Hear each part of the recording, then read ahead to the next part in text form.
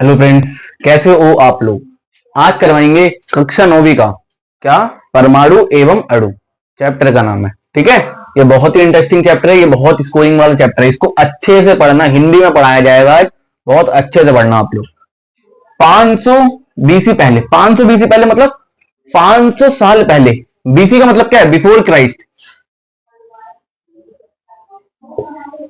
Before Christ, before Christ का मतलब क्या है? जीसस थे, जीसस तो जानते हो है ना, जिनको लटका दिया गया था। उनके मरने से 500 साल पहले की बात है। एक इंडियन फिलोसोफर थे जो विचारते हैं। फिलोसोफर का मतलब होता है जो विचारते हैं। विचारने का मतलब पहले पंडित जैसे लोग हैं, क्या कुंडली विचारते हैं? ऐसे पहले के टाइम पे भी रहते थे लोग। ठीक है, पहले के टाइम में साइंटिस्ट नहीं रहते, कौन थे? विचारने वाले रहते थे। ठीक है, कौन थे? उनका नाम क्या था विचारने वाले का? महर्षि कानद नाम था उनका। क्या नाम था? महर्षि कानद। उन्होंने किसके बारे में बताया? पदार्थ के बारे में बताया। पदार्थ के बारे में बताया इन्होंने। जो पदार्थ है, अगर हम किसी पदार्थ को तोड़ते जाए तोड़ते जाए तोड़ते जाए, हमें क्या मिलेगा? परमाणु मिलेगा। और परमाणु से छोटा कोई चीज होता नहीं है। इन्होंने ऐसे बताया था। ठीक है, इन्होंने एक डेफिनेशन दी थी, अगर हम किसी पदार्थ को तोड़ते जाएं, जब वह सबसे छोटा हिस्सा आ जाए और फिर हम ना तोड़ सके, ऐसे हिस्से को परमाणु बोलते हैं। महर्षि कानंद ने क्या बताया? अगर हम किसी पदार्थ को, पदार्थ क्या है? जो चीज क्या है? जगह घेरती हो। पेंसिल ले लो, पेन ले लो, मार्कर ले लो, कोई भी चीज क्या है? जगह घेरती है। अगर हम उसे तोड़ते जाए तोड़ते जाए तोड़ते जाए और उसका सबसे छोटा हिस्सा है जिसे हम और ना तोड़ सकें, उसे हम क्या बोलेंगे? परमाणु बोलेंगे। ऐसा किन्होंने बोला? महर्षि कानद ने। ठीक है, अब महर्षि कानद के बाद, भाई महर्षि कानद ने तो बता दिया कि हम किसी पदार्थ को तोड़ते जाए सबसे छोटी चीज क्या मिलेगी? परमाणु मिलेगी।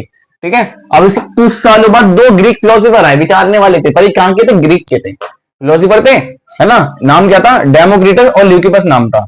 ठीक है, डेमोक्रिटस और ल्यूकिपस नाम था। इन्होंने भी यही बताया, बस इन्होंने किसमें बताया? इंग्लिश में बताया। और मैटर को क्या बता दिया इन्होंने? वो पदार्थ क्या बताया? मैटर बताया। परमाणु को क्या बताया? एटम बता दिया। और इन्होंने सेम चीज बिल्कुल ये सहमत थे। किससे सहमत थे? हमारे जो महर्षि कानद थे उनसे बिल्कुल क्या थे? सहमत थे। ठीक है, कि हाँ, अगर हम किसी चीज पदार्थ को तोड़ते जाए और सबसे छोटी चीज क्या मिलेगी? हमें परमाणु मिलेगी। बस इन्होंने क्या बताया? पदार्थ को मैटर बता दिया और परमाणु क्या बताया? एटम बता दिया। ठीक है, आपने इंग्लिश में भी चैप्टर पढ़ा होगा, ये इंग्लिश में भी चैप्टर है, नाम क्या है? Atom and molecules. और हिंदी में क्या बोलते हैं? परमाणु एवं अणु। ठीक है, अब कई सालों बाद कौन आए? डाल्टन जी आए। ठीक है, डाल्टन क्या थे? एक साइंटिस्ट थे। इन्होंने पता है अच्छे तरीके से बता दिया कि मतलब परमाणु है क्या, क्या चीज है परमाणु, है ना, कैसे है, क्या चीज है, सब चीज बता दिया अच्छे से डाल्टन जी ने। इन्होंने पूरे विज्ञान को ही बदल दिया। किसने? डाल्टन ने। इन्होंने अपने क्या दिए? इन्होंने नियम दिया, अलग अलग सिद्धांत दिए कि परमाणु ऐसे, ये है, वो है। इन्होंने पहला सिद्धांत क्या दिया? सारे पदार्थ छोटे छोटे कण से मिलकर बने हैं, जिन्हें हम परमाणु कहते हैं। ठीक है, अब इन्होंने बोला था पदार्थ जो है छोटे छोटे कण से मिलके बने, और छोटे छोटे कण को क्या बताया था इन्होंने? परमाणु बताया था। दूसरा पॉइंट क्या था? परमाणु को और छोटे छोटे भागों में नहीं करा जा सकता, और ना तो हम बना सकते और ना तो नष्ट कर सकते। इन्होंने बोला परमाणु है, परमाणु क्या सबसे छोटी चीज है ना। अब परमाणु को और छोटा ना करा जा सकता, मतलब अब परमाणु को और छोटा नहीं कर सकते, है ना। और ना तो हम उसे नष्ट कर सकते, मतलब परमाणु इतना छोटा है उसे हम खत्म भी नहीं कर सकते, ना तो हम किसी तरह बना सकते परमाणु को। ठीक है, अब तीसरी चीज क्या बताई थी? परमाणु बहुत प्रकार के हैं। परमाणु बहुत प्रकार के हैं, है ना। इसका परमाणु अलग होगा। अब देखो, टी शर्ट है, टी शर्ट का परमाणु अलग होगा, इस बोर्ड का परमाणु अलग होगा। हर मतलब हर किसी का परमाणु अलग अलग होगा। परमाणु बहुत तरीके के होते हैं। जितने प्रकार के तत्व हैं उतने प्रकार के परमाणु हैं। अब जितने प्रकार के तत्व हैं उतने प्रकार के परमाणु, मतलब क्या है? हमारे तत्व कितने? 118 तत्व हैं, है ना। तो इतने ही प्रकार के क्या है? परमाणु हैं। ये तो तत्वों से मिलकर बनी है। ये क्या नाम है? ये तो लकड़ी है, लकड़ी को छोड़ो, ये एल्यूमिनियम है ना। ये क्या है? तत्व से मिलकर बनी है, तत्व है एक तरीके का। जितने तरीके के तत्व हैं उतने तरीके क्या है? परमाणु हैं। तीन नियम ये हैं और आगे भी नियम बताते हैं। अब डाल्टन जी ने चौथा पॉइंट क्या बताया था? चौथा क्या बताया था? एक जैसे तत्व के परमाणु एक जैसे होंगे, इसका मतलब उनका भार, माप, रासायनिक गुण एक जैसे होगा। मतलब क्या है, अगर हमारा क्या है, एक जैसा तत्व के परमाणु, मतलब मान लो हमने क्या लिया, एक जैसे के लिए तत्व लिए, ठीक है, दोनों क्या क्या है, लोहा लोहा है ना। अगर हमने इसका एक परमाणु निकाल लिया, इसका एक परमाणु निकाल लिया, संभव नहीं है निकालना, पर मान लो हमने एक परमाणु निकाल लिया, तो दोनों क्या है, लोहा है। इनका कहने का मतलब क्या है, अगर दोनों क्या है, लोहा है, तो इनके परमाणु जो होंगे दिखने में कैसे होंगे, सेम होंगे। मतलब दिखने में कैसे होंगे, एक जैसे ही लगेंगे। अगर इनका भार नापा जाए, इनको भार, इन दोनों का भार नापा जाए, तो इन दोनों का भार भी क्या होगा, बिल्कुल सेम रहेगा। और इन दोनों का अगर साइज नापा जाए, आकार देखा जाए, सब क्या रहेगा, सेम रहेगा, ठीक है। और उसका क्या है, रासायनिक गुण, रासायनिक गुण भी क्या रहेगा, सेम रहेगा। रासायनिक गुण से क्या मतलब है, रासायनिक गुण से क्या मतलब है, अगर लोहा है, अगर इसे हम पानी के साथ क्या कर दें, पानी के साथ मिला दें, तो इसमें क्या लगेगा, जंग लगेगा। इस वाले लोहे को भी जंग लगेगा, इस वाले लोहे को भी जंग लगेगा। इसके तो क्या है, रासायनिक गुण भी क्या रहेगा, एक जैसा रहेगा। अब दूसरा क्या बताया था, अगर अलग अलग तत्व के परमाणु ले लें, ठीक है, अलग अलग तत्व के परमाणु ले, एक लोहा ले लो, एक ले लो सोना, ठीक है। अब इनके परमाणु कैसे रहेंगे, अलग अलग रहेंगे, परमाणु भी अलग रहेंगे। ये लोहे का परमाणु है, सोने का परमाणु है, तो इनका भार क्या रहेगा, भार भी अलग रहेगा, और दिखने में कैसे लगेगा, दोनों अलग अलग रहेंगे। और जो इनको, जो इनकी क्या है, रासायनिक गुण है, वो भी क्या रहेंगी, अलग अलग रहेंगी। लोहा पानी से कर लेगा, और सोना पानी से क्या करेगा, नहीं करेगा। अब पानी में जंग लग जाएगा, सोने में नहीं लगेगा, लोहे में लग जाएगा। दोनों का रासायनिक गुण भी क्या है, अलग अलग है, ठीक है। अब वो छठा क्या बताया था, किसी भी एक जैसे तत्व के परमाणु या फिर अलग अलग तत्व के परमाणु को मिलाकर छोटे पूर्ण संख्या का अणु का मिश्रण बनता है। अणु का मिश्रण क्या है, मतलब H2O है। अब दो अलग अलग क्या है, परमाणु है, इन दोनों को मिला के हमने क्या बनाया, अणु बनाया है। ये हमारा क्या मिश्रण है, ठीक है। ये छोटे पूर्ण संख्या में हमने लिया है, H2O1, ठीक है। बस इतना बताया। सातवां क्या बताया था, किसी भी मिश्रण में दिए गए संख्या स्थिर रहेगी और उसका परमाणु भी स्थिर रहेगा। मतलब क्या है, अगर कोई मिश्रण बना है, जैसे पानी का मिश्रण बना है H2O, है ना, तो हमेशा क्या रहेंगे, जो हाइड्रोजन है दो ही रहेंगे, और ऑक्सीजन कितना रहेगा, एक ही रहेगा, है ना। ये क्या है, स्थिर रहेगा, तभी हमें क्या मिलेगा, पानी मिलेगा। और इन्होंने आठवें में क्या बताया, दो अलग अलग तत्व के परमाणु अलग अलग अनुपात में संयोजित होकर एक से अधिक यौगिक बना सकते हैं। जैसे हाइड्रोजन और ऑक्सीजन 7:2:1 में है, पानी मिल रहा है, हमें क्या मिलता है, पानी मिलता है। अगर दो हाइड्रोजन ले ले, एक ऑक्सीजन ले ले, तो पानी मिलता है। इसी प्रकार अगर हाइड्रोजन को ऑक्सीजन के साथ किसी और अनुपात में मिलकर बना दें, तो हमें क्या मिलेगा, कुछ और मिलेगा, पानी नहीं मिलेगा। ऐसे हाइड्रोजन 2 है, ऑक्सीजन 5 ले लो, कुछ और मिल जाएगा। अगर हाइड्रोजन 5 है, ऑक्सीजन 3 है, तो कुछ और मिलेगा, पानी नहीं मिलेगा। और हमें अलग अलग चीज मिलती जाएगी, अलग अलग मिश्रण मिलता जाएगा। इनके 8 पॉइंट का कहने का मतलब ये था।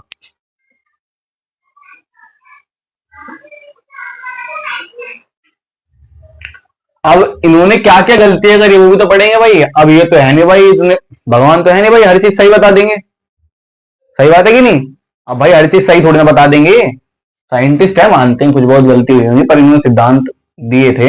इनसे गलती क्या हुई थी, इन्होंने परमाणु को सबसे छोटा बताया था, लेकिन कुछ समय बाद पता चला कि परमाणु इलेक्ट्रॉन प्रोटॉन न्यूट्रॉन से मिलकर बने। इनके इसके अंदर भी छोटी छोटी चीजें क्या हैं, इलेक्ट्रॉन प्रोटॉन और न्यूट्रॉन हैं, ठीक है। तो अब सबसे छोटा क्या हुआ, अब एटम के अंदर ही आ रहा है क्या, इलेक्ट्रॉन प्रोटॉन न्यूट्रॉन, तो सबसे छोटा क्या हुआ, इलेक्ट्रॉन प्रोटॉन न्यूट्रॉन ही तो हुआ, ठीक है। तो सबसे छोटा क्या हुआ, इलेक्ट्रॉन प्रोटॉन और न्यूट्रॉन। इन्होंने आइसोट्रॉप के बारे में नहीं बताया था। आइसोट्रॉप क्या है, एक जैसे तत्व के, क्या नहीं बताया था, इन्होंने बताया था अगर एक जैसे तत्व है तो उनके मास जो भार है वो भी क्या हो सकता है, अलग अलग हो सकते हैं। जैसे क्या है, इन्होंने क्या बताया था, अगर एक जैसे तत्व है तो उनका भार भी क्या होगा, एक जैसा होगा, वो दिखेंगे भी कैसे, एक जैसे ही दिखेंगे। लेकिन उस टाइम बाद पता चला कि मतलब एक जैसे तो हैं, ये भी कार्बन ये भी कार्बन है, एक जैसे हैं, लेकिन उनका भार क्या है, अलग अलग है। ये चीज इन्होंने नहीं बताई थी, ठीक है। इसका भार कितना, 14, इसका 14, वो इसका 12, इसका 14 है, ठीक है। ये चीज इन्होंने नहीं बताई थी। अब देखो फ्रेंड्स, डाल्टन तत्व के प्रतीक। डाल्टन तत्व के प्रतीक का मतलब है जो डाल्टन ने अपने प्रतीक बताए थे। हाइड्रोजन को कैसे बताया था, ऐसे बताया था। ऑक्सीजन को ओ से बताया था, नाइट्रोजन को देखो ऐसे बताया था, सल्फर को ऐसे बताया, लेड को ऐसे बताया, कॉपर को ऐसे बताया था, जिंक को ऐसे, पारा को ऐसे। ठीक है, पर आज के टाइम पे जो प्रतीक है वो कैसे है, तत्व क्या है, हाइड्रोजन, उसके प्रतीक क्या है, ऐसे। कॉपर का Cu, जिंक का Zn, लेड का Tb, जो आज के समय में जो प्रतीक है।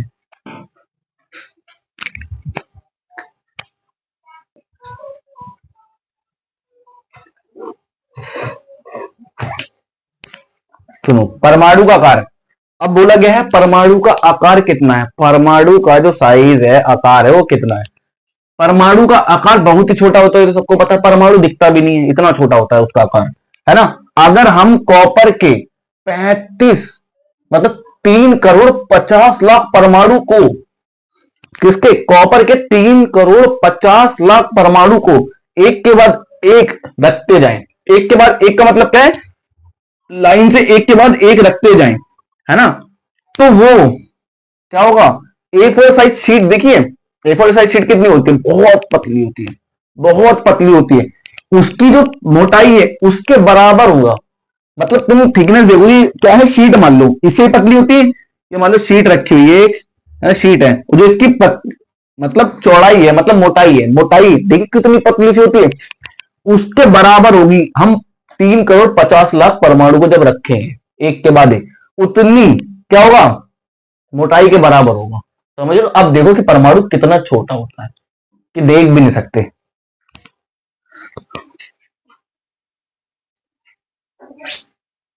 अब देखो, कार्बन 12 को संदर्भ लेते थे, मतलब हम क्या करते हैं, कार्बन 12 को हम एक तरीके से संदर्भ ले, संदर्भ का मतलब एक तरीके से रेफरेंस मानते हैं। रेफरेंस का मतलब, अब मान लो 1 किलो हमने क्या रख दिया, रेफरेंस है, रेफरेंस है, एक कबाड़ी वाला है, ठीक है। आपके पास है 50, मतलब मान लो बहुत सारा सोना है, सोना नहीं, लोहा है, लोहा, बहुत सारा लोहा है ना, मान लो 1 टन लोहा है, 1 टन क्या है, लोहा है। अब उसके पास कितना बाट होगा, मान लो 5 किलो का उसके पास रेफरेंस है, मतलब 5 किलो का मैक्सिमम बाट है ना, तो वो तराजू लेगा, तराजू लेगा, एक तरफ 5 किलो रखेगा, ये थोड़ी ना 1 टन एक साथ रख देगा, वो थोड़ा थोड़ा करके रखेगा ना, पहले 5 किलो निकालेगा, फिर निकाल देगा, ये रख देगा अदर साइड में, फिर 5 किलो निकाल लेगा, फिर तोलेगा, फिर रख देगा दूसरी साइड, फिर 5 किलो, ऐसे करके ये निकालता रहेगा। तो मतलब उसके लिए रेफरेंस क्या हो गया, 5 किलो का बाट उसके लिए क्या हो गया, रेफरेंस, मतलब संदर्भ हो गया 5 किलो का बाट। अब 1 टन निकालना है, 1 टन तोलना है, तो 1 टन तोलने के लिए एक साथ थोड़ी ना रख देगा, क्योंकि उसके पास क्या है, 5 किलो का ही तो बाट है। समझ लो, ऐसे यहां पर क्या है, अगर हम क्या निकालना है, पहले के टाइम पे हम किसे लेते, कार्बन 12 को संदर्भ लेते थे, रेफरेंस लेते थे, किसका, परमाणु का द्रव्यमान निकालने के लिए। परमाणु का द्रव्यमान कैसे निकालते थे, अगर हम एक कार्बन के परमाणु के 12 टुकड़े कर दे, तो वह एक एएमयू, एएमयू मतलब एक संदर्भ मान लो, के बराबर हो जाएगा, है ना, एक के बराबर हो जाएगा, मान लो 1 किलो के बराबर हो जाएगा, है ना, 1 किलो के बराबर मान लो, है ना।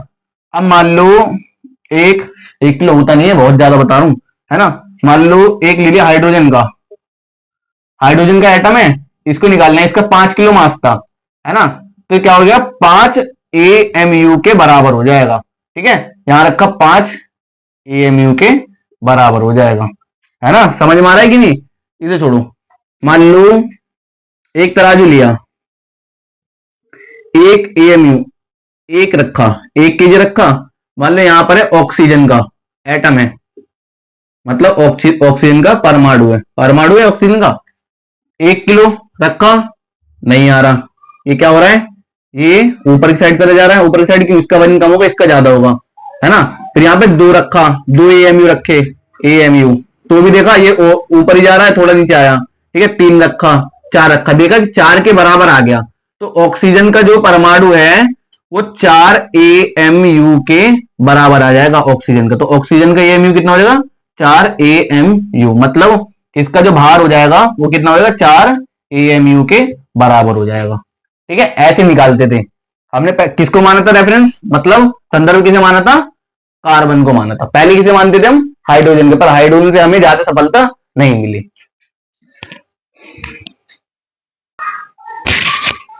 अब देखो, तत्व चिन्ह परमाणु द्रव्यमान, परमाणु द्रव्यमान निकालना बताया था। कार्बन 12 को क्या लेते हैं स्टैंडर्ड, क्या मानते हैं, रेफरेंस मानते हैं। मतलब रेफरेंस का मतलब क्या बताया था, ठीक है। अब देखो हाइड्रोजन है, हाइड्रोजन कितना है द्रव्यमान 1, ठीक है। नाइट्रोजन कितना है 14, कार्बन का कितना है 12, 12 ही टुकड़े करे थे कार्बन के, तो इसका तो साफ पता लग रहा है 12 ही है। 1 2 3 4 5 6 7 8 9 10 11 12, 12 ही है, ठीक है। सोडियम कितना है 23 के, ऑक्सीजन 16, क्लोरीन का क्या है 35.5, ठीक है। ये इसका द्रव्यमान है परमाणु का।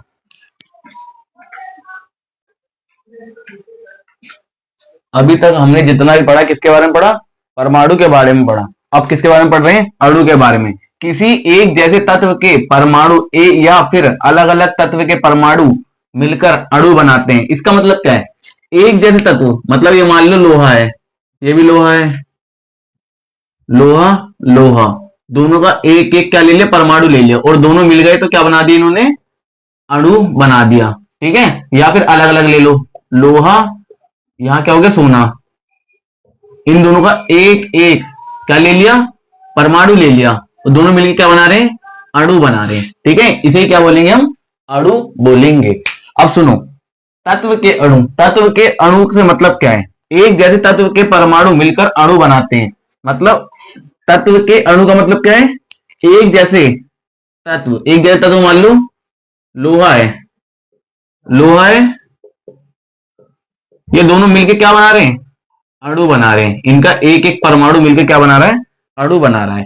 यौगिक के अणु, यौगिक के अणु मतलब क्या है, इसमें अलग अलग तत्व के परमाणु मिलते हैं और रासायनिक बंधन द्वारा एक साथ बंधे रहते हैं। मतलब क्या है, दो अलग अलग तत्व होंगे, ठीक है, लोहा चांदी, ये दोनों क्या होंगे, रासायनिक बंधन में द्वारा बंधे होंगे, ठीक है। रासायनिक बंधन द्वारा बंधे होंगे और क्या बनाएंगे, अणु बनाएंगे। और यौगिक कौन से बनाएंगे, यौगिक के अणु। यौगिक का मतलब क्या है, जब दो अलग अलग क्या हो तत्व हो तो हम क्या बोलेंगे, यौगिक, ठीक है, यौगिक बोलेंगे।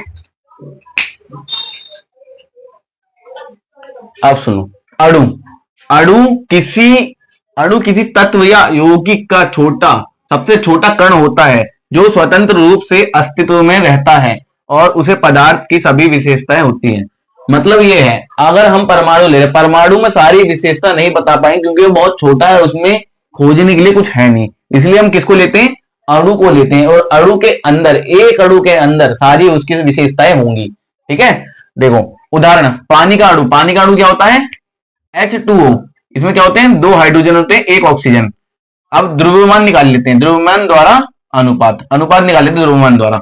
अब देखो हाइड्रोजन कितने, 2 हैं, इसका द्रव्यमान कितना होता है 1, ऐसे ही ऑक्सीजन कितना है 1 है, उसका द्रव्यमान कितना होता है 16, 2 हो गया इसका 16, 1/16, 1/16 कैसे है, 2/16 है, इसको काट दे तो 1/8 आ जाएगा। तो परमाणु का अनुपात कितना हो जाएगा, 1:8 में आ जाएगा, ठीक है।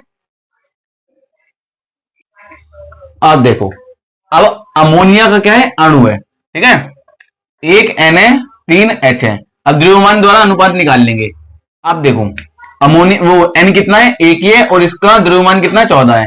ऐसी हाइड्रोजन कितने 3 है और इसका द्रव्यमान कितना है 1 है, 14 है 3 आया, तो परमाणु का अनुपात कितना आ गया 14:3 में आ गया। अब देखो सूत्र कैसे बनते हैं, पहला क्या है, किसका बनाएंगे, एल्यूमिनियम क्लोराइड का सूत्र बनाएंगे, ठीक है। चिन्ह क्या होता है, Al लिखते हैं एल्यूमिनियम को, क्लोराइड को क्या लिखते हैं, Cl लिखते हैं। हम संयोजिकता क्या है, संयोजिकता हम पढ़ाएंगे इसके अगले वाले चैप्टर में, संयोजिकता होता क्या है। संयोजिकता कितना होता है, एल्यूमिनियम का 3+ होता है, क्लोरीन का होता है 1+, और रासायनिक सूत्र क्या होगा Al, और इसको क्रॉस में मल्टीप्लाई कर देते हैं, Al का 1 हो जाएगा, ठीक है, नहीं लिखो तो भी चलेगा, Cl3, ठीक है। ऐसे यहां पर है किसका, मैग्नीशियम क्लोराइड का, चिन्ह क्या होता है Mg और क्लोरीन का Cl। संयोजिकता कितना होगा, +2 हो जाएगा मैग्नीशियम का, +1 हो जाएगा क्लोरीन का। रासायनिक सूत्र कितना हो गया, Mg1Cl2। यहीं से हमारा होता है चैप्टर खत्म। ये इंपॉर्टेंट है, इससे पिछला वाला ये इंपॉर्टेंट था, बहुत इंपॉर्टेंट चीज है, इसे कर लो और प्लीज चैनल को सब्सक्राइब मार देना, बस।